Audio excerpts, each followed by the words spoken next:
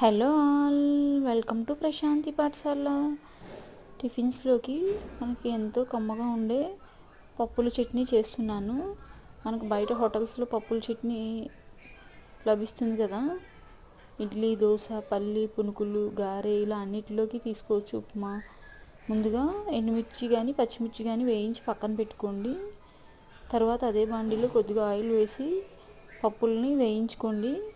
పుట్నాలు ఇక్కడ లేవని వేయలేదు, ఓన్లీ పల్లీలు, శనగపప్పు, మినపప్పు వేసాను. పుట్నాలు కూడా ఉంటే వేసుకోండి. అవి చల్లారిన తర్వాత మిక్సీ జార్లోకి తీసుకొని కొద్దిగా ఉప్పు, జీలకర్ర, చింతపండు, అలాగే కొబ్బరి వేసుకొని బాగా గ్రైండ్ చేసుకోండి. ముద్దగా కావాలంటే ఇలా ఉంచుకోండి, వాటర్ పలుచగా కావాలంటే కొద్దిగా వాటర్ యాడ్ చేసుకోండి. అంతే, తిరగమూత పెట్టుకుంటే ఎంతో కమ్మనైన చట్నీ అనేది రెడీ. ఇది ఇడ్లీ, దోశ అన్ని టిఫిన్స్లోకి బాగుంటుంది. అలాగే నా ఛానల్ సబ్స్క్రైబ్ చేయండి. Thank you for watching.